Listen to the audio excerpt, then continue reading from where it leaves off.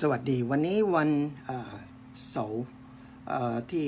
11ใช่ไหมวันนี้วันเสาร์11สิงหาคม2018 Today is Saturday August 11 2018 รู้จักพระเจ้า287 Knowing God 287 The topic today is Where is your heart บอกว่าหัวข้อคือจิตใจของเธออยู่ที่ไหนThat is Matthew chapter 6 verse 19 to verse 24 Matthew บทที่6ข้อที่19ถึงข้อ24 It's a practice of the kingdom life in relation to the wealth or money โอเคเป็นการประพฤติชีวิตในอาณาจักรของพระเจ้าเกี่ยวกับทรัพย์สมบัติหรือว่าการเงิน Okay, this subject that Jesus turned our attention to the subject of wealth and money. This is a topic that's sensitive to many people. Okay, อันนี้องค์พระเยซูพูดเกี่ยวกับทรัพย์สมบัติหรือว่าการเงินนี้อาจจะทำให้บางคนมีการอัดใจอึดอัดใช่ไหมจิตใจอึดอัดสักนิด People often say that if you want to see how spiritual a person are,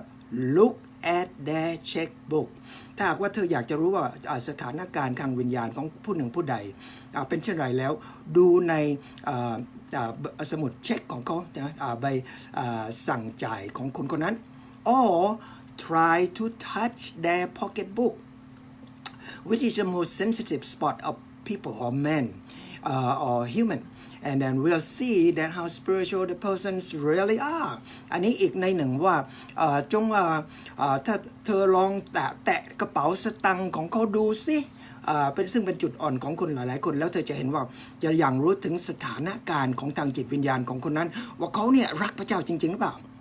Now in our society today we tend to separate our life in the material and spiritual but Jesus said there is no division โอเคในสังคมของเราในปัจจุบันนี้เรามักจะแบ่งชีวิตของเราเป็น2ส่วนหนึ่งก็เป็นวัตถุอีกส่วนหนึ่งเป็นวิญญาณแต่สำหรับองค์พระเยซูจะไม่มีการแบ่งแยกระหว่างวัตถุกับวิญญาณ because the materialistic will surface in the spiritual life in the person of the person and so does the spiritual life will manifest itself into the material thing โอเคทั้งนี้เพราะว่าวัตถุต่างๆจะปรากฏขึ้นมาในทางชีวิตวิญญาณของมนุษย์ในเวลาเดียวกันทางชีวิตวิญญาณเนี่ยมันจะปรากฏขึ้นมาในทางวัตถุเช่นเดียวกัน In his teaching Jesus make it clear a correct attitude toward the wealth is a mark of the true believer through spirituality คำสอนขององค์พระเยซูพระองค์ได้ชี้ให้เห็นอย่างชัดเจนว่าเจตคติที่เที่ยงตรงเกี่ยวกับทรัพย์สมบัตินี้เป็นเครื่องหมายที่แท้จริงของชีวิตทางจิตวิญญาณของมนุษย์ Now that only come through the righteousness of Jesus Christ alone อันนี้จะมาจากความชอบธรรมขององค์พระเยซูซึ่งอยู่ในตัวของเราเท่านั้นOkay, many people think that money is only the material thing and cannot be used in the spiritual way. หลายคนคิดว่าเงินทองเนี่ยเป็นเพียงแต่วัตถุซึ่งไม่ควรที่จะนำมาใช้ในทางจิตวิญญาณเขาแยกกัน Okay, that is one way of thinking for some people. And some they are really honest thinking that way อันนี้อาจจะมีบางคนที่คิดด้วยความซื่อตรงจริงๆว่าอันนี้เขาแบ่งออกไปโอเคบางคนคิดแบบนี้ however there's some people think differently แต่อย่างไรก็ตามมีบางคนที่คิดอาจจะไม่เหมือนกันหรือว่าอีกอย่างหนึ่งโอเค to them the money is only the material thing and cannot be used in the spiritual way when they talking about their own money อันนี้สำหรับคนบางคนนั้นเงินทองเป็นแต่เพียงวัตถุซึ่งไม่สมควรที่จะมาใช้ทางจิตวิญญาณหรือว่าทางเจตนี่เป็นเจตคติของเขาเมื่อเขาพูดเกี่ยวกับเงินของเขาเอง but when they're talking about somebody else's money แต่เมื่อเขาพูดเกี่ยวกับเงินของผู้อื่นThey will turn so quick that the money is a material thing, all right, and can be used in the spiritual way too. And that is hypocrite thinking, okay? คนเหล่านี้จะเปลี่ยนความคิดอย่างรวดเร็วว่าเงินทองนี่เป็นเพียงวัตถุก็จริงแต่เขาสามารถที่จะใช้ในทางจิตวิญญาณได้ อันนี้เป็นความคิดที่บอกว่าเสแสร้งน่าซื่อใจคดอันนี้ไม่ดี okay? Now, also some would think that the spiritual man should not possess material wealth and the only poor is most likely is to be more spiritual than the rich คนบางคนในเวลากันเขาคิดว่าคนทางฝ่ายวิญญาณไม่สมควรที่จะเป็นคนที่มีความมั่งมีร่ำรวยโอเคและคนส่วนมากที่ยากจนเนี่ยเป็นคนที่ดีงามทางฝ่ายวิญญาณมากกว่าคนที่ร่ำรวย That is not true อันนี้ไม่จริงโอเค The truth is neither rich nor poor is a sign of spirituality ที่แท้จริงแล้วความร่ำรวยและความยากจนอันนี้ไม่ใช่เป็นเครื่องหมายของจิตวิญญาณที่ดีงาม okay that is not so nowhere that did Jesus magnify poverty and or criticize legitimate riches ไม่มีในสิ่งแห่งใดที่องค์พระเยซูเชิดชูถึงความยากจนบอกว่าเขาเนี่ยดีงามแล้วก็ตำหนิความร่ำรวยที่ได้มาอย่างถูกต้องโอเค God create all things in this planet and when he finished พระเจ้าสร้างทุกสิ่งทุกอย่างบนพื้นโลกเมื่อพระองค์สร้างสำเร็จแล้ว and he saw that all things that he had made and behold it was very good เนี่ยพระเจ้าเนี่ยทรงทอดพระเนตรบอกว่าในทุกสิ่งทุกอย่างที่พระองค์ได้สร้างขึ้นมาแล้วก็เห็นว่าทุกสิ่งทุกอย่างนี้ดีงามแล้วสวยงามดีงามแล้วก็สมบูรณ์ Now he know our needs to sustain life and he generously give to us all to enjoy โอเคพระองค์รู้ถึงความต้องการของเราเพื่อสิ่งที่เราต้องการเพื่อประทังชีวิตและพระองค์ทรงประทานทุกสิ่งทุกอย่างให้กับเราอย่างล้นเหลือเพื่อความชื่นชมยินดีของเราโอเค Now listen this word carefully ฟังคำพูดคำนี้ดิ It is not wrong to possess this thing It is not wrong to be rich but it is very wrong for riches or thing to possess us อันนี้ไม่ใช่เป็นสิ่งที่ไม่ดีงามที่บอกว่าเป็นความผิดที่ว่าถ้าหากว่าเรามีทรัพย์สมบัติหรือว่ามีความร่ำรวยแต่เป็นสิ่งที่ไม่ถูกต้องถ้าหากว่าทรัพย์สมบัติหรือความร่ำรวยอันนี้มีอำนาจเหนือเรา therefore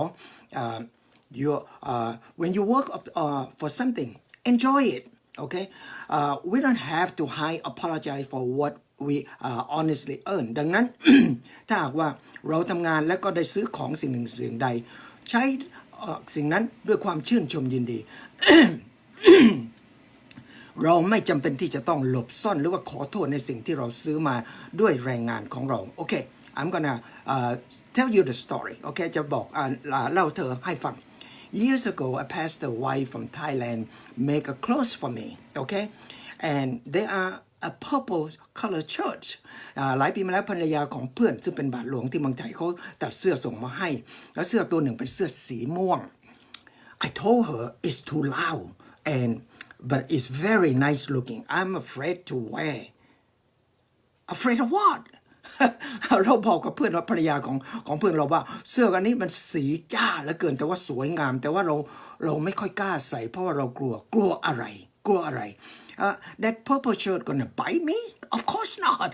เสื้อสีม่วงจะมากัดเราแล้วบอกว่านี่เป็นไปไม่ได้ใช่ไหม or am I afraid that of people afraid to wear maybe people not gonna like it maybe yes เนี่ยรู้ว่าเราไม่กล้าใส่ว่ากลัวคุณเขาจะว่าบอกว่าเธอนี่ใส่เสื้อสีม่วงwhy That is a man pleaser attitude ถ้าคิดเช่นนั้นแล้วอันนี้ก็จะเป็นแบบว่าความจิตเจตคติที่จะทำให้คนอื่นมีพอใจในตัวของเรา The pastor wife told me brother wear it with pride บอกว่า you pay for it บอกว่าพี่ชายของเราภรรยาของเพื่อนเขาก็บอกว่าพี่ชายบอกว่าสวมใส่ด้วยความภูมิใจเถอะเธอได้ซื้อเสื้ออันนี้ใส่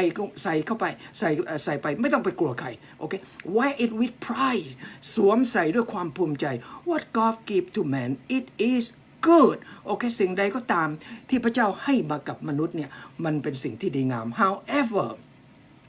when the material thing become more important to men and consume their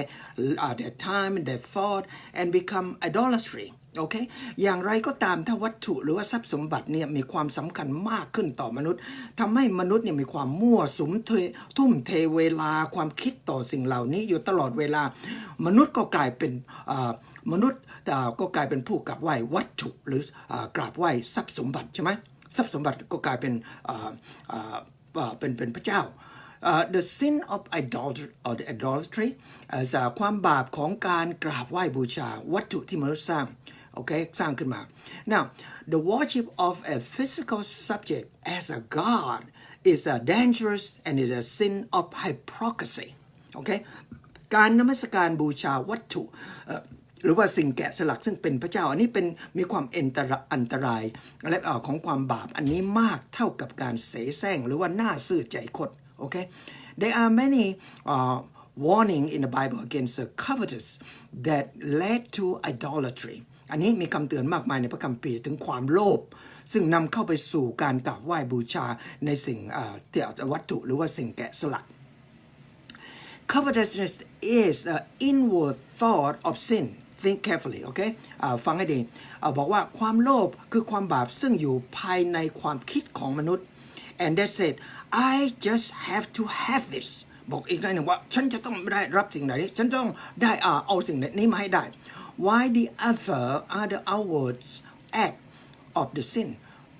ส่วนความบาปอื่นๆนั้น the other sin is the outward act ความบาปอื่นๆนั้นเป็นความบาปซึ่งกระทำจากภายนอกร่างกายโอเคFrom the inner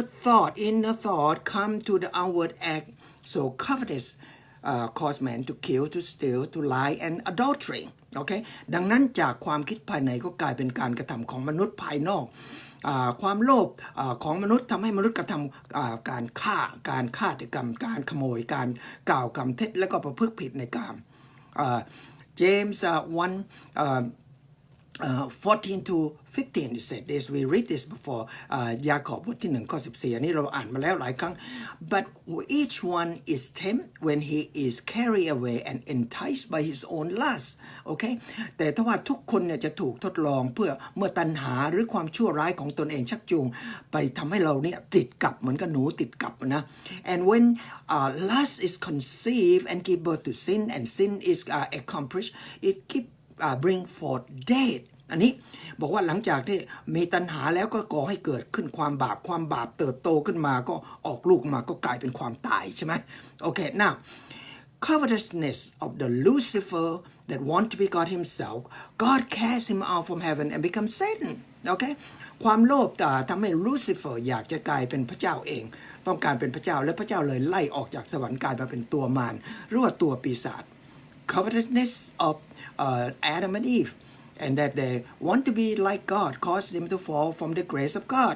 ultimately all mankind that follow Adam and Eve sin okay fall from the grace ความโลภของอาดัมกับอีฟเนี่ยเขาทั้งสองก็อยากจะเป็นเหมือนกับพระเจ้าใช่ไหมทำให้เขาทั้งสองเนี่ยตกจากพระคุณของพระเจ้าในที่สุดมนุษย์ทุกคนที่เกิดมาจากอาดัมพลัดพรากจากพระคุณของพระเจ้าเช่นเดียวกันนะcovetousness of the King David for Uriah's wife lead him to kill Uriah and marry Bathsheba and that is not pleasing to God ความโลภความอยากได้ของกษัตริย์เดวิดต่อภรรยาของยูไรนายทหารของเขาชักนำให้กษัตริย์เดวิดฆ่ายูไรแล้วก็แย่งภรรยาแบทชีบาแล้วนำความไม่พอพระทัยมาให้กับพระเจ้าโอเคmuch more example that written in the Bible นอกจากนี้ยังมีตัวอย่างมากมายที่เขียนอยู่ในพระคัมภีร์ also we need to remember that God begin to judge man from the thought of their heart ในวันเดียวกันเราจะต้องจำอยู่เสมอว่าพระเจ้าพิพากษามนุษย์เริ่มจากความคิดในจิตใจของเราโอเค now Exodus 20:17 what is it it said you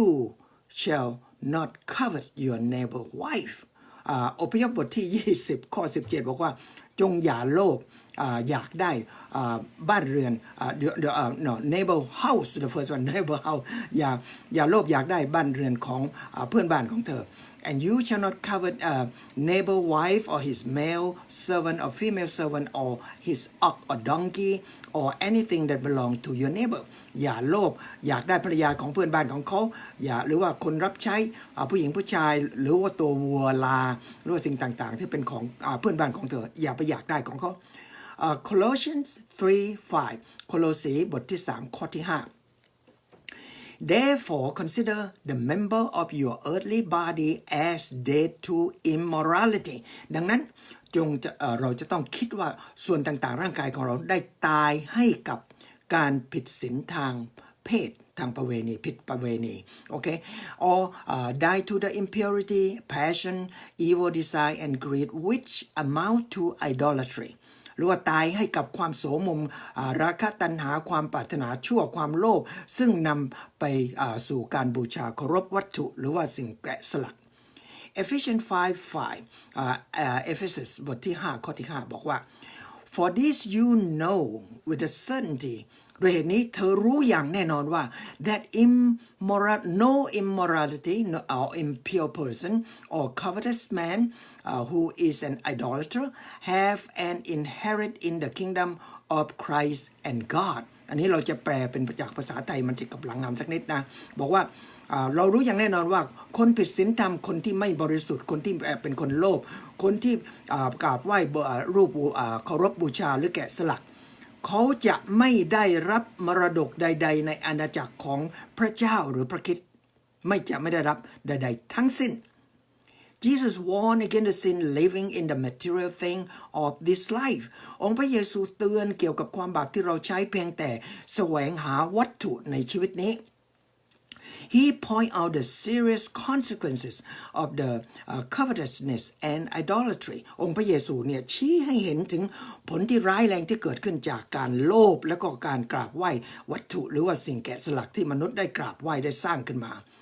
According to Dr. Wearsby, materialism will enslave your heart. Matthew 6:19-20.ดร. Wearsby ได้แยกลงมาบอกว่าวัตถุนิยมเนี่ยจะจับหัวใจของเราเข้าไปเป็นข้าทาสอันนี้อยู่ในมัทธิวบทที่6ข้อ19ถึงข้อ21And the materialism is what will enslave your mind แล้วก็จะจับสติปัญญาของเธอไปเป็นข้าทาส Matthew 6:22 and 23 อันนี้มัทธิวบทที่6 22 23 and will enslave our will แล้วก็จะจับความตั้งใจความประสงค์ของเราไปเป็นข้าทาส Matthew 6:24 มัทธิวบทที่6ข้อ24 Now We can be shackled or enslaved by material thing of life. It can come in the different form of thing. อันนี้เราจะถูกล่ามโซ่หรือว่าเป็นข้าทาสของวัตถุต่างๆในชีวิตของเราวัตถุเหล่านี้จะมาในรูปแบบต่างๆหรือว่าสิ่งต่างๆที่ไม่เหมือนกันโอเค It will consume your thought, our time, our finance, and destroy your life or even your family. อันนี้วัตถุนิยมเนี่ยจะเผาผลาญความคิดของเราความเวลาของเราเงินทองของเราและสามารถที่จะทำลายชีวิตแม้กระทั่งครอบครัวของเธอโอเค Therefore we ought to be liberated and controlled by the Spirit of God ดังนั้นเราจะต้องเป็นอิสระต่อวัตถุนิยมแต่ปกครองหรือว่าควบคุมด้วยพระวิญญาณบริสุทธิ์ของพระเจ้า Number 1 materialism will enslave our heart Matthew 6:19-21 วัตถุนิยมเนี่ยจะจับหัวใจของของท่านเนี่ยไปเป็นข้าทาสมัทธิวบทที่6ข้อ19ถึงข้อ21 Matthew 6:19 มัทธิวบทที่6ข้อ19 He said Jesus said, "Do not store up yourself a treasure on earth, where moth and rust destroy, and where thieves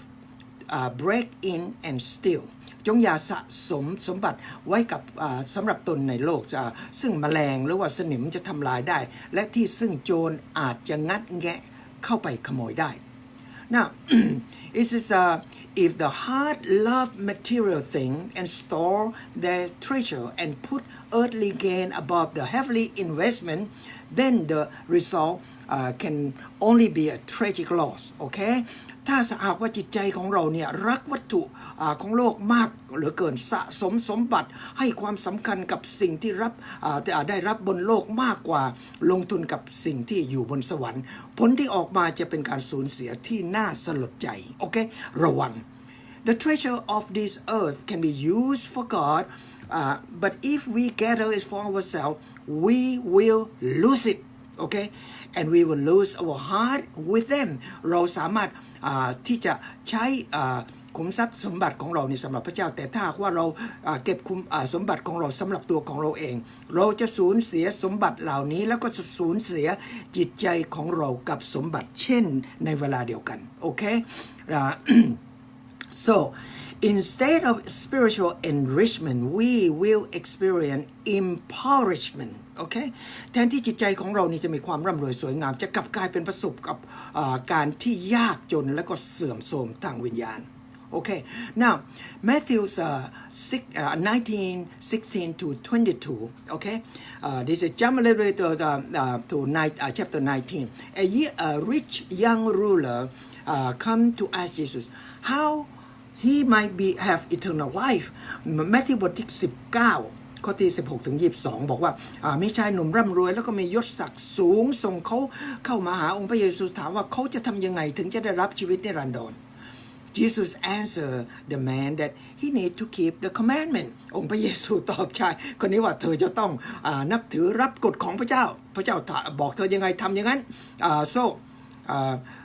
so he said to the man said to Jesus which one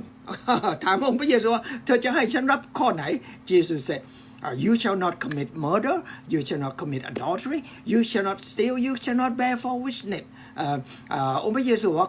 องค์บอกว่าอย่าฆ่าคนอย่าล่วงผิดประเวณีอย่าขโมยอย่ากล่าวคำเท็จ okay now and then he said honor your father your mother and you shall love your neighbor as yourself ให้เกียรติกับบิดามารดาของเจ้าแล้วก็รักเพื่อนบ้านของเจ้าเหมือนกับรักตัวของเขาเอง oh the young man said this he said all these things I have kept so what am I lacking okay เขาบอกว่าทุกสิ่งทุกอย่างเหล่านี้เราได้รับหมดแล้วคนบอกว่าเรายังขาดอะไรหรือเองนะ this is a little bit arrogant okay อันนี้แบบว่ามีความหยิ่งจองหองอยู่ในคำพูดคำนี้ Jesus said to him therefore ดังนั้นองค์พระเยซูถึงพูดว่า if you wish to be complete ถ้าสมมติว่าเธออยากจะปรารถนาที่จะดีอย่างเต็มที่สมบูรณ์ดีพร้อม go and sell your possession and give to the poor and you will have a treasure in heaven and come follow me โอเคถ้าหากว่าเธอจะทำให้เป็นคนดีพร้อมไปขายทุกสิ่งทุกอย่างแจกให้คนจนทั้งหมดแล้วก็แล้วทรัพย์สมบัติของท่านจะอยู่ในบนสวรรค์จากนั้นตามเรามา But when the young man had heard this statement he went away grieving for he was one who owed much property หลังจากที่ชายหนุ่มคนนี้ได้ยินแล้วเขาก็มีความโศกเศร้านะ grieving โศกเศร้าเสียใจอย่างล้นเหลือแล้วก็เดินจากไปเพราะว่าเขาเนี่ยมีเงินมากมายร่ำรวยเหลือเกิน so where is this young man heart where is his heart ดังนั้นจิตใจของชายคนนี้ชายหนุ่มที่ร่ำรวยมียศศักดิ์เนี่ยอยู่ที่ไหน his heart controlled by his wealth and he's not willing to let go his wealth in order to follow Jesus จิตใจของชายหนุ่มคนนี้อยู่ภายใต้ปกครองควบคุมของทรัพย์สมบัติของเขาไม่ยอมหรือว่าไม่เต็มใจที่จะปล่อยให้ทรัพย์สมบัติของเขาหลุดพ้นไปจากมือของเขาแล้วก็มาเดินตามองค์พระเยซู his wealth become his God okay he is not willing to let go his wealth so he can obtain that he obtain on earth to gain the eternal lifeเขาเนี่ยความร่ำรวยหรือว่าทรัพย์สินของชายหนุ่มคนนี้กลายเป็นพระเจ้าของ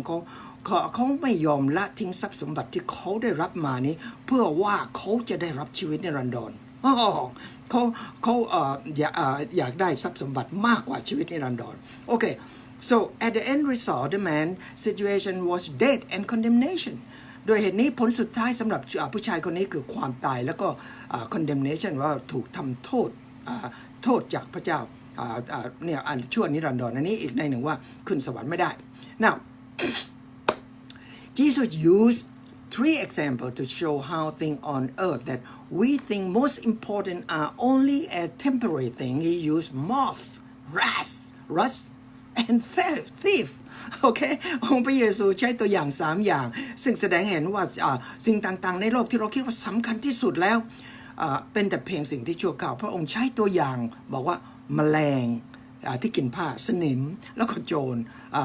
มาแสดงให้เรารู้ moth destroy clothes the most expensive fabric we ever own แมลงเนี่ยจะกินผ้าทำลายเสื้อผ้าหรือว่าเสื้อผ้าที่แพงที่สุดในโลกของเธอเนี่ยแมลงมันจะกินซะrust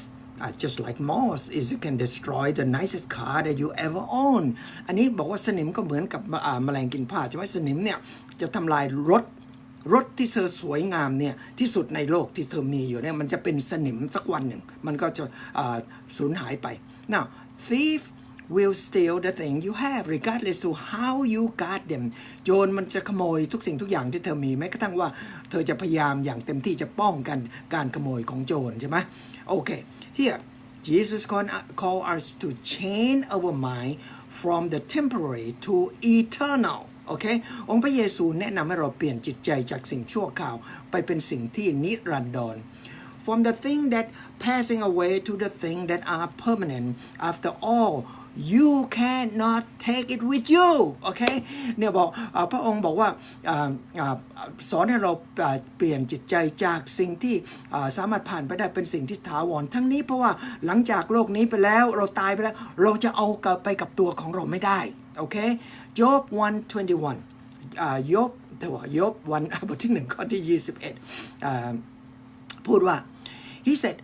naked I came from my mother's womb and naked I shall return there the Lord give and the Lord has taken away blessed be the name of the Lord โอเคบอกว่าโจบกล่าวว่าข้าพเจ้าออกมาจากครันของมารดาของพระเจ้าด้วยข้าพเจ้าด้วยตัวเปล่าเปลือยกายออกมาแล้วข้าพเจ้าจะจากที่นี่ไปด้วยตัวเปล่าๆเช่นเดียวกันพระเจ้าให้พระเจ้าประทานและพระเจ้าเป็นผู้เอาไปสรรเสริญเป็นพระนามของพระเจ้าโอเค so now that is word 6 word 19 Matthew 6:19 now word 20 is a contrast โอเคในคำพูดคำที่20อันนี้เป็นการเปรียบเทียบหรือว่าคำพูดของบทที่19he said, Jesus said, but Matthew 6:20, but store up yourself a treasure in heaven where neither moth nor rust destroy, and where the thief do not break in or steal. จงสะสมทรัพย์สมบัติไว้สำหรับตนในสวรรค์ซึ่งแมลงและก็สนิมไม่อาจจะทำลายได้และที่ซึ่งโจรไม่อาจจะงัดแงะเข้าไปขโมยได้ Here Jesus talking about store up treasure in heaven that never fade away ในที่นี้องค์พระเยซูพูดเกี่ยวกับการสะสมขุมทรัพย์อยู่บนสวรรค์ซึ่งจะไม่จางหายไป What are these treasure that Jesus talking about ขุมทรัพย์เหล่านี้คืออะไร First Peter 1 3-5 ปีเตอร์บทที่1ข้อที่3ถึงข้อที่5พูดเช่นนี้Blessed be the God, the Father of the Lord Jesus Christ สรรเสริญพระบิดาองค์ขององค์พระเยซูคริสต์ของพระเจ้าของเรา who according to his great mercy and caused us to be born again to a living hope through the resurrection of Christ Jesus from the dead โดยพระเมตตาที่ยิ่งใหญ่ของพระองค์ทรงให้เราทั้งหลายเนี่ยบังเกิดใหม่เข้าไปในความหวังอันยั่งยืนโดยการฟื้นหรือว่าการเป็นขึ้นมาจากความตายขององค์พระเยซูคริสต์ to obtain the inheritance which is imperishable and undefiled that will not fade away reserved in heaven for youโอเคอันนี้คำที่สำคัญบอกว่าอันนี้เพื่อว่าและเราจะได้เข้าไปในมรดกที่ไม่มีวันเสื่อมสลายหรือว่าเน่าเปื่อยหรือว่าเลือนหายไปซึ่งทรงเตรียมพระเจ้าเตรียมไว้ในสวรรค์สำหรับเราทั้งหลายที่เชื่อในพระองค์ Now who are protected by the power of God through faith for the salvation ready to be revealed in the last day อันนี้ผู้ที่เชื่อในพระเจ้านะโดยการเชื่อในพระเจ้าของท่านนี้พระองค์ทรงปกป้องพวกท่านไว้ด้วยฤทธินุภาพของพระองค์และเพื่อจะรอดพ้นจากความบาปซึ่งพร้อมแล้วที่จะสำแดงเข้ามาในยุคสุดท้ายtherefore the eternal inheritance is treasure that wait for the children of God in heaven in Christ Jesus ดังนั้นมรดกชั่วนิรันดรหรือว่าขุมทรัพย์ซึ่งรอคอยกับบุตรธิดาของพระเจ้าบนสวรรค์ในองค์พระเยซูเตรียมพร้อมสำหรับเราทุกคน Now but those who store up the treasure on earth will disappoint for their treasure will pass away with time โอเคสำหรับผู้ที่สะสมทรัพย์สมบัติบนโลกเนี่ยจะมีความผิดหวังเพราะขุมทรัพย์เหล่านี้จะสูญหายไปกับเวลาโอเค First Corinthians 3 12 to 15 it said โครินเธียนเล่มที่1บทที่3ข้อ12ถึง15 Now if any man build on the foundation with gold silver precious stone wood hay and straw เดี๋ยวถ้าว่าผู้ใดก็ตามจะใช้ทองคำเงินเพชรพลอยไม้หญ้าแห้งหรือฟางก่อขึ้นบนรากฐานซึ่งองค์พระเยซูได้จัดตั้งขึ้นมาโอเคเธอจะสร้างขึ้นมาด้วยสิ่งเหล่านี้ Each man's work will become evident ผลงานของเธอที่สร้างขึ้นมาเนี่ยจะเห็นว่าเป็นอย่างไรจะแจ่มแจ้งขึ้นมา For the day will show it because it is to be revealed by fire โอเคเพราะว่าทุกวันเพราะวันนั้นทุกสิ่งทุกอย่างเนี่ยจะถูกทำให้เป็นประจักษ์ผลงานของเธอจะถูกเปิดเผยขึ้นมาด้วยไฟ and fire itself will test the quality of each man's work แล้วไฟอันเนี้ยจะทดลองถึงคุณภาพของการงานที่เธอกระทำบนโลก if the man work which he have built on it remain he will receive a reward ถ้าว่าเธอก่อสร้างขึ้นมาและถูกไฟเผาเนี่ยจะเหลือลงมาอันนี้เธอจะได้รับรางวัล but if your work is burned up it will suffer loss but he himself would be saved yet so through fire ฟังคำพูดนี้ดีถ้าว่างานที่เธอทำสร้างขึ้นมาบนโลกนี้ถูกเผาหมดไปด้วยไฟเธอจะสูญเสียหมดทุกอย่างแต่ตัวของเธอจะรอดเพราะว่าเธอเชื่อในพระเจ้าเธอจะรอดจากโทษนิรันดรที่มาอยู่กับพระเจ้าและจะไม่เหมือนแต่ก็เหมือนกับคนที่รอดจากไฟเท่านั้นเธอไม่มีรางวัลโอเค now at the end of our life as a believer we all have to stand before the judgment seat of Christ เนี่ยในหลังจากที่เราจากโลกนี้ไปแล้วทุกคนที่เชื่อในองค์พระเยซูเนี่ยเราจะต้องเข้าไฟต่อหน้าพระบัลลังก์พิพากษาขององค์พระเยซูโอเค 2 Corinthians 5:10 for we must appear before the judgment seat of Christ พวกเราจะต้องเข้าเฝ้าต่อหน้าบัลลังก์พิพากษาของพระคริสต์ so that each one may recompense for his deed in the body according to what he had done whether good or bad แล้วเราทุกคนเนี่ยจะได้รับสิ่งที่เราสะสมที่เราได้กระทำไว้ขณะที่เราอยู่ในบนโลกไม่ว่าจะเป็นสิ่งที่ดีหรือว่าเป็นสิ่งที่ไม่ดีสิ่งที่ชั่ว whatever we have laid upon the foundation whether gold hay it will be tested by fire either lost or last โอเคสิ่งใดก็ตามที่เราสร้างขึ้นมาแล้วก็วางบนพื้นฐานขององค์พระเยซูอันนี้ไม่ว่าจะเป็นทองหรือว่าเป็นฟางหญ้าทุกอย่างจะถูกทดลองด้วยไฟมันจะเหลือลงมาหรือว่าเธอจะสูญหายไปมันแค่นั้นเองโอเค now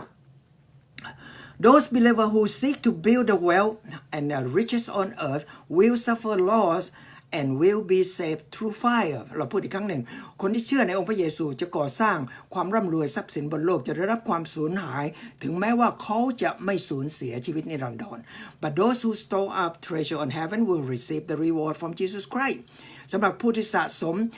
สมบัติบนสวรรค์คนเหล่านั้นจะได้รับรางวัลจากองค์พระเยซูบนสวรรค์ so we must remember that our great treasure in heaven isเราจะต้องจำอยู่เสมอว่าคุ้มทรัพย์ที่ยิ่งใหญ่ที่สุดบนสวรรค์สำหรับเรานั้นคือ we can enter the eternity fully pardoned and set free from the bondage of sin because Jesus Christ death burial and resurrection อันนี้เป็นคุ้มทรัพย์ที่ยิ่งใหญ่เราจะต้องรู้ว่าเราที่เชื่อในองค์พระเยซูเนี่ยเราสามารถที่จะเข้าไปสู่ชีวิตนิรันดรได้รับการอภัยบาปทั้งหมดอย่างสมบูรณ์จากพระเจ้าปลดปล่อยจากการเป็นข้าทาสของความบาปโดยการตายขององค์พระเยซูจากการฝังออกขององค์ร่างกายของพระองค์แล้วก็การฟื้นขึ้นมาจากพระองค์อันนี้คือขุมทรัพย์ที่ยิ่งใหญ่โอเค now how are we to lay up the treasure in heaven เราเนี่ยจะสะสมทรัพย์สมบัติของเราบนสวรรค์ได้ยังไง Most writers imply that as a material thing or the money, for example, to use all that we have for the glories of God. อันนี้นักเขียนบางส่วนมากจะพูดถึงขุมทรัพย์ในทางวัตถุหรือว่าการเงินนะเป็นต้นว่าใช้ทุกสิ่งทุกอย่างที่เรามีอยู่เพื่อกิตติยศราศีของพระเจ้า or to be generous when it come to the material thing for life of life จงโอบอ้อมอารีมีใจกว้างในยามที่เราเอื้อเฟื้อวัตถุต่างๆในชีวิตของเรา or to put your money in the work of God หรือว่าใช้เงินของเราเนี่ยในการงานของพระเจ้า but it is also true that it means to measuring life by the riches of the kingdom and not by the false rich of the world อันนี้เป็นความจริงเช่นเดียวกันสำหรับความหมายที่ว่าเราวัดความร่ำรวยของชีวิตด้วยวัตถุด้วยการวัดความร่ำรวยของอาณาจักรของพระเจ้าไม่ใช่วัดความร่ำรวยที่แท้จริงของโลกโอเค so also some writers suggest that to lay up treasure in heaven mean บอกว่านักเขียนบางคนบอกว่าสะสมทรัพย์สมบัติบนสวรรค์นี่หมายถึงliving the way God wants us to live and follow after Him in all what we do หรือว่าใช้ชีวิตของเราตามหนทางที่พระเจ้าต้องการให้เราใช้กระทำทุกอย่างตามที่พระองค์สั่งมา for example love your neighbor เป็นต้นว่ารักเพื่อนบ้านของเธอ share the gospel บอกคนเกี่ยวกับชีวิตนิรันดรให้กับเพื่อนบ้านของเรา keep his commandment หรือว่ารักษาคำบัญชาของพระเจ้า all is narrowed down to one word อันนี้บอกว่าสรุปแล้วลงมาคำพูดเหล่านี้คือ you shall love the Lord your God with all your heart with all your mind with all your soul with all your might with all your strength ทุกอย่างสรุปแล้วคือว่าเจ้าจงรักพระเจ้าของท่านด้วยสุดจิตสุดใจสุดสติปัญญาสุดกำลังของท่าน and you shall love your neighbor as yourself แล้วก็จงรักเพื่อนบ้านของเธอเหมือนกับรักตัวของเธอเอง now that is word 19 and word 20 อันนั้นเป็นข้อ19กับข้อ20 okay now we come to Matthew 6:21 where is your treasure is there your heart will be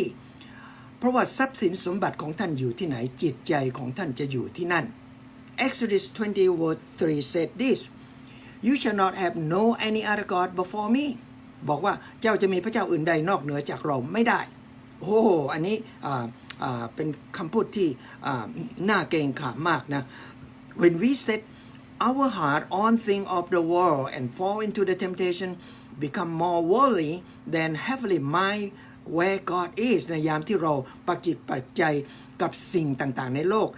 ได้ตกลงไปในการยั่วร้าวหลอกลวงของโลกกลายเป็นคนของชาวโลกมากกว่าจิตใจที่อยู่กับพระเจ้าบนสวรรค์ we are commit idolatry and we are no longer serving God เราได้กระทำความบาปโดยการมั่วมนกราบไหว้ในสิ่งวัตถุหรือสิ่งแกะสลักในยามนั้นเราหันหลังปฏิเสธที่จะรับใช้พระเจ้าโอเค now and we have put wealth and riches before God so wealth become our God that we serve โดยเหตุนี้เราวางขุมทรัพย์หรือว่าความร่ำรวยเหนือพระเจ้าและขุมทรัพย์เหล่าหรือความร่ำรวยนี้ก็กลายเป็นพระเจ้าที่เรารับใช้ Jesus challenged us as he challenged those whom he talked to in his day where is your treasure where your treasure where is you lay your treasure Jesus บอกท้าทายเราเช่นเดียวกันกับที่องค์ท้าทายลูกสาวกของพระองค์ในอย่างที่พระองค์มีชีวิตบอกว่าขุมทรัพย์ของท่านอยู่ที่ไหนโอเคอีกหนึ่งหัวใจของท่านอยู่ที่ไหน oh where is your heart okay if our treasure is on earth and thing on the world your heart will be there in the world ถ้าขุมทรัพย์ของท่านอยู่บนโลกและสิ่งต่างๆในโลกจิตใจของเธอก็จะอยู่บนโลกเช่นเดียวกัน but if your heart is focused on God and lay your treasure in heaven your heart will be there and you are certainly going to think more of heaven โอเคถ้าว่าจิตใจของท่านจดจ่อกับพระเจ้าและสะสมทรัพย์สมบัติบนสวรรค์จิตใจของท่านเนี่ยจะอยู่บนสวรรค์เช่นเดียวกันและเป็นสิ่งที่แน่นอนท่านจะคิดถึงเกี่ยวกับสิ่งในบนสวรรค์มากขึ้น One need to always remember that there always a danger of worship wealth and riches rather than God เราจะต้องจำอยู่เสมอว่า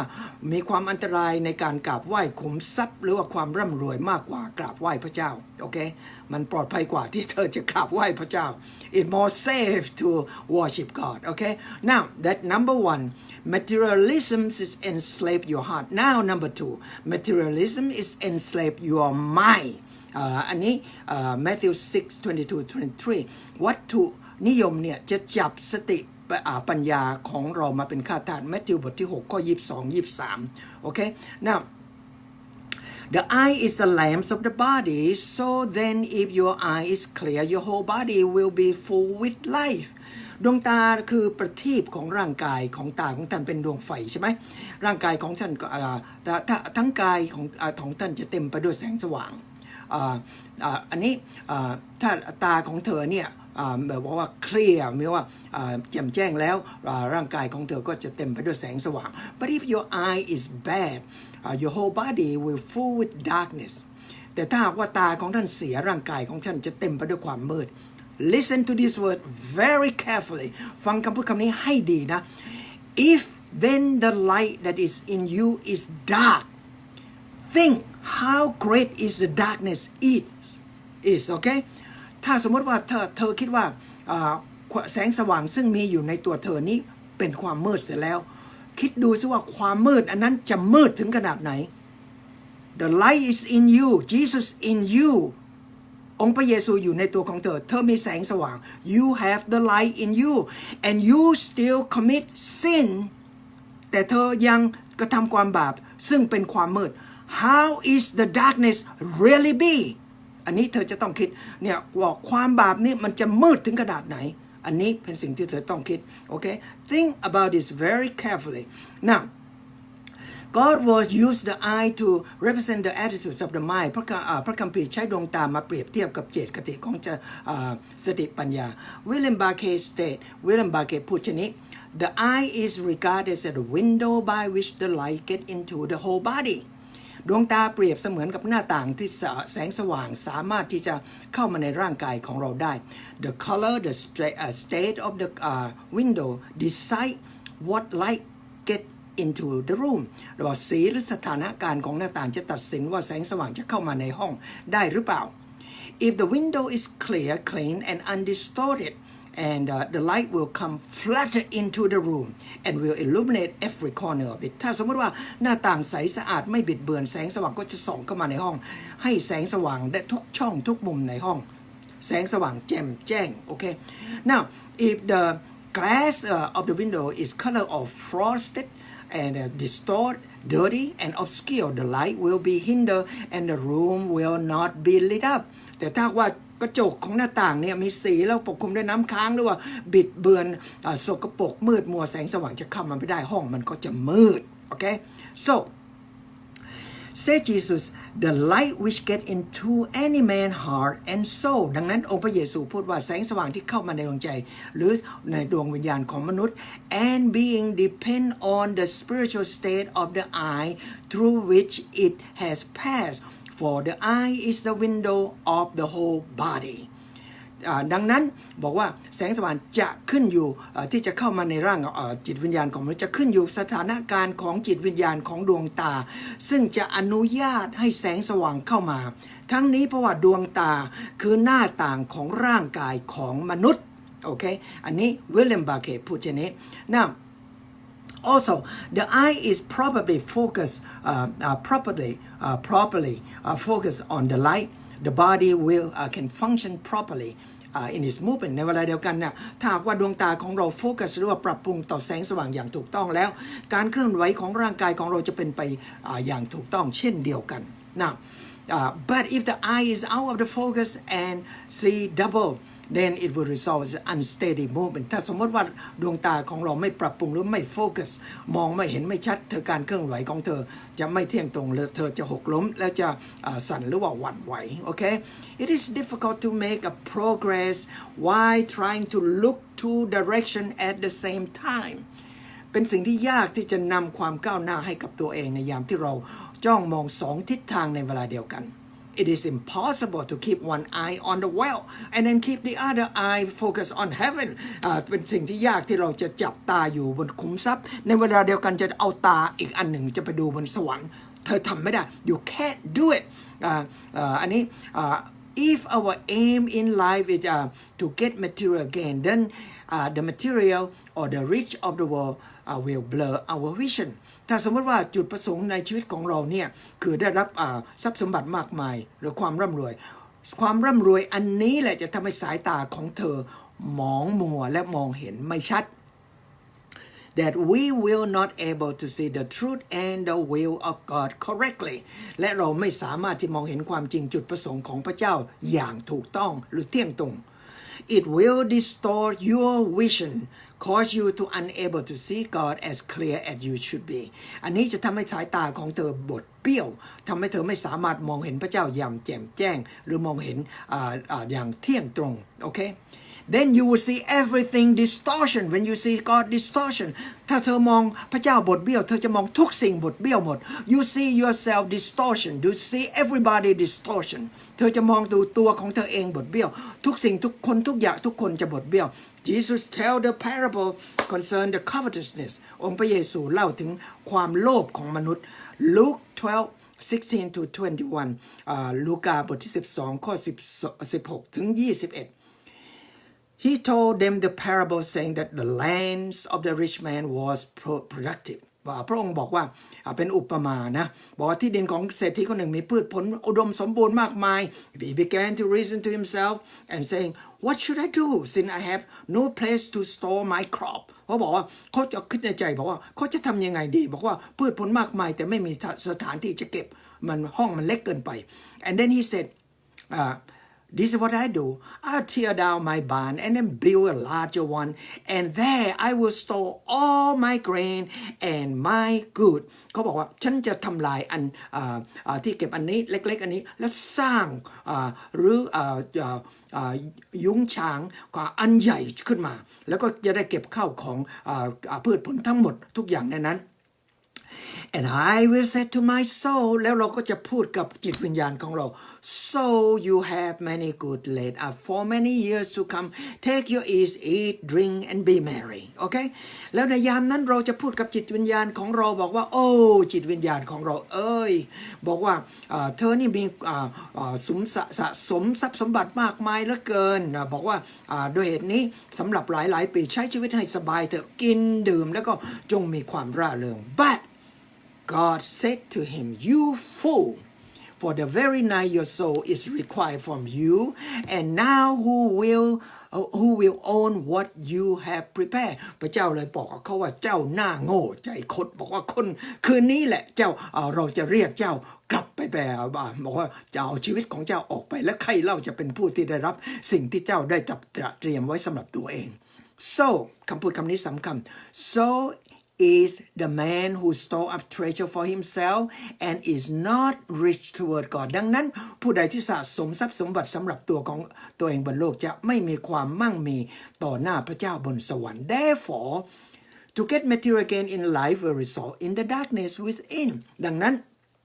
ถ้าเรามุ่งจุดประสงค์ได้รับความร่ำรวยในชีวิตจิตวิญญาณของเราจะมืดอยู่ภายในตัวของเธอคนจริงๆมันจะมืด But if our outlook is to serve God glory there will be the light within แต่ถ้าเธอจุดประสงค์คือรับใช้พระเจ้าเพื่อเกียรติยศราศีของพระองค์จิตวิญญาณตัวของเธอภายในจะมีเต็มไปด้วยแสงสว่างจ้านะฟ้าแจ้งจำปางโอเคเขาบอกฟ้าแจ้ง and if what and where that should the light be really dark then we are being controlled by the darkness and the outlook determine the outcome สิ่งใดก็ตามหรือแห่งใดก็ตามที่ควรจะมีแสงสว่างแต่ที่แท้จริงแล้วเต็มไปด้วยความมืดในยามนั้นความมืดจะปกครองเราทัศนียภาพที่เราเห็นจะตัดสินถึงผลที่ปรากฏมาในอนาคตโอเคทัศนียภาพที่เราเห็นจะตัดสินถึงผลที่ปรากฏขึ้นมาในอนาคตNumber 3 ข้อที่3 and then we're gonna be done ข้อที่3บอกว่าmaterialism will enslave your will อันนี้ข้อสุดท้าย Matthew 6:24 วัตถุนิยมจะจับความตั้งใจจุดประสงค์ของเรามาเป็นข้าทาส Matthew 6:24 No one can serve two mastersไม่มีใครสามารถที่จะรับใช้เจ้าบ่าวสองนายนะสองเจ้าบ่าวสองนายได้เป็นข้าของเจ้าสองเจ้าบ่าวสองนายได้for either he will hate the one and love the other เพราะว่าเขาจะเกลียดนายคนหนึ่งแล้วก็รักนายอีกคนหนึ่ง or he will devote to one and despise the other you cannot serve God and wealth อันนี้เพราะเขาเนี่ยอย่าจงรักภักดีต่อนายคนหนึ่งและจะดูหมิ่นนายอีกคนหนึ่งท่านจะรับใช้พระเจ้ากับเงินทองไม่ได้ในเวลาเดียวกัน Jesus tell us that we cannot serve two masters simultaneously องค์พระเยซูบอกว่าเราไม่สามารถที่จะปฏิบัติพระเจ้านายสองคนในเวลาเดียวกันได้ we either serve God or money เราจะรับใช้พระเจ้าหรือว่าเธอจะรับใช้เงินเลือกเอา either serve your own self or you serve God หรือว่าเธอจะรับใช้ตัวของเธอเองหรือว่าจะรับใช้พระเจ้าeither you gonna serve your family your children or you serve God หรือว่าเธอจะรับใช้family ครอบครัวของเธอลูกหลานของเธอหรือว่าเธอจะรับใช้พระเจ้า we can have only one master you have to make up your mind อันนี้เราจะมีแต่พระเจ้าเพียงคนเดียวเท่านั้นเธอจะต้องบอกว่าตัดสินใจของเธอ it's a matter of will that we have to make a choice every day อันนี้สิ่งเหล่านี้ขึ้นอยู่กับความประสงค์ความตั้งใจของเราซึ่งเราจะต้องเลือกทุกวันโอเค First Timothy 6:9 said this Timothy เล่มที่1ข้อที่6บทที่9บอกว่า but those who want to get rich fall into the temptation and snare and many foolish and harmful desire that plunge men into the ruin and the destructionคนใดที่อยากร่ำรวยแล้วก็จะตกล้มและถูกยั่วยวนให้กระทำความบาปติดกับแล้วก็ตกในความปรารถนาต่างๆอันโง่เขลาและอันตรายซึ่งดึงมนุษย์ดิ่งลงไปในห้วงของความพินาศและความย่อยยับอันนี้น่ากลัว Jesus once challenged us to once again challenged us to repent to change our mind about the earthly treasure อีกครั้งหนึ่งองค์พระเยซูมาท้าทายให้เรากลับใจใหม่เปลี่ยนจิตใจของเราเกี่ยวกับขุนทรัพย์ของโลก about the thing that we are formerly serve and to serve him only เกี่ยวกับทุกสิ่งในอดีตที่เรากราบไหว้มาปฏิบัติพระองค์เพียงผู้เดียว we cannot serve two masters no matter how hard you try one or the other will lose it and the one and in most cases It is God that lost the battle โอเคเราจะปฏิบัติพระเจ้าสองนายไม่ได้ในเวลาเดียวกันไม่ว่าเราจะพยายามจะทำได้อย่างไรก็ตามจะพยายามมากเท่าไหร่ก็ตามเจ้านายคนหนึ่งจะต้องพ่ายแพ้และส่วนมากคนที่พ่ายแพ้คือพระเจ้าโอเค Let Martin Lloyd Jones tell us the story Dr. Martin Lloyd Jones พูดเล่าให้เรานิทานเรื่องนี้บอกว่าให้เราฟังThere's one day the farmer reported to his wife with a great joy that his best cow had given the birth to the twin calf, one red and one white. วันหนึ่งนี่บอกว่าชาวนาคนหนึ่งกลับมาบ้านมีความตื่นเต้นบอกภรรยาของเขาด้วยความชื่นชมยินดีบอกว่าโอ้ยตัววัวของเรานี่ออกลูกฝาแฝดตัวหนึ่งเป็นสีแดงตัวหนึ่งเป็นสีขาวโอเค and he said you know I have been led by the Lord to dedicate one of the calf to God บอกว่าเขาเนี่ยบอกว่าพระเจ้าแนะนำให้เราเนี่ยอุทิศลูกวัวตัวหนึ่งให้กับพระเจ้า and we will raise them together and then the time when the time come we sell it we keep one process that come from the one calf and we keep one process that come to the other to the Lord walk แล้วเราจะเลี้ยงวัว2ตัวนี้ในเวลาเดียวกันแล้วก็เมื่อถึงเวลาเราก็จะขายตัวหนึ่งเราจะขายเอาเงินกับตัวของเราเองอีกตัวหนึ่งเราขายเราจะให้กับพระเจ้าHis wife asked which calf that is going to dedicate to the Lord. But he answered that there was no need to decide that then. ภรรยาของเขาถามว่าลูกวัวตัวไหนที่เธอจะตั้งใจอุทิศให้กับพระเจ้าชาวนาบอกว่าไม่จำเป็นที่ต้องมาตัดสินใจในเวลานี้ We will treat them both at the same time. And he said, and when the time comes, we will sell them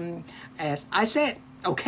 บอกว่าเราจะเลี้ยงวัวสัก2ตัวเหมือนกันและเมื่อถึงเวลาเราก็จะขายทั้ง2ตัวอย่างที่เราพูดเอาไว้ Now several months later the man entered the kitchen and looking very sad and miserable and his wife asked him what happened to you หลายเดือนผ่านพ้นไปชาวนากลับมาบ้านวันหนึ่งบอกว่าสีหน้าโศกเศร้าเสียใจว่าหม่นหมองภรรยาถามว่าเธอมีอะไรเกิดขึ้นสำหรับเธอทำไมโศกเศร้าถึงขนาดนี้And he said, I have a bad news for you. The Lord calf is dead. โอ้เขาบอกชาวนาบอกว่าเรามีข่าวที่ไม่ดีบอกให้กับเธอลูกวัวของพระเจ้าตายไปซะแล้วโอ้บอกว่า and then his wife remonstrated you have not yet decided which was to be the Lord calf ภรรยาของเขาประท้วงบอกว่าเธอยังไม่ได้ตัดสินใจว่าวัวตัวไหนเป็นลูกของพระเจ้าเป็นวัวของพระเจ้า oh yes he said เขาบอกว่าโอ้แน่นอนเราตัดสินใจแล้วก็ he said I had always determined that it was to be the white one and the white calf that one is dead เขาบอกว่าชาวนาจึงบอกว่าเราได้ตัดสินใจมาอย่างอยู่เสมอว่าลูกวัวตัวขาวนี่แหละจะเป็นลูกวัวของพระเจ้าและลูกวัวตัวนี้แหละลูกตัวขาวเนี่ยที่ตายไปลูกวัวของพระเจ้า oh how sad hypocrite liar stealer theft อันนี้เป็นคนบอกว่าจิตใจที่บอกว่าหน้าซื่อใจคดหลอกลวงแล้วก็เป็นโจร James Boyd comments it's always the Lord calf that die unless you are absolutely clear about our service to him or about the true nature or our possession เจมส์บอยส์เป็นนักเขียนนักบาทหลวงที่ดีนักเขียนที่ดีคนหนึ่งดีเยี่ยมนะให้ข้อคิดบอกว่าส่วนมากลูกวัวของพระเจ้านี่แหละจะตายอยู่เสมอนอกจากว่าเราจะมีความแจ่มแจ้งอย่างสมบูรณ์ว่าเกี่ยวกับหน้าที่ที่เราจะต้องปฏิบัติต่อพระเจ้าแล้วก็เกี่ยวกับความแท้จริงของธรรมชาติหรือว่าเกี่ยวกับทรัพย์สมบัติที่เรามีอยู่เท่านั้น if God grant rich we are to use them for his glory then riches would become blessing ถ้าว่าพระเจ้าเนี่ยให้ความร่ำรวยกับเราใช้ความร่ำรวยเพื่อเกียรติยศกับราศีของพระเจ้าความร่ำรวยอันนี้จะเป็นพระพรสำหรับเราBut if we will to get rich and live for our own enjoyment, we will pay a great price for that rich. แต่ถ้าหากว่าเราได้รับความร่ำรวยแล้วก็ใช้ความร่ำรวยอันนี้สำหรับความชื่นชมยินดีของเราเองเราจะชดใช้ราคาที่ยิ่งใหญ่สำหรับความร่ำรวยอันนี้ So that's for us to think. And may God grant you His love.His joy, His peace, according to the riches of His grace. เราขอให้พระเจ้าประทานให้กับความรักความชื่นชมยินดีความสงบสุขของพระองค์ให้กับท่านทั้งหลายตามความสมบูรณ์ความล้นเหลือของพระคุณของพระเจ้า And thank you for listening. God bless you. เดี๋ยวบอกขอบคุณมากที่ฟังพระเจ้าอวยพรสวัสดี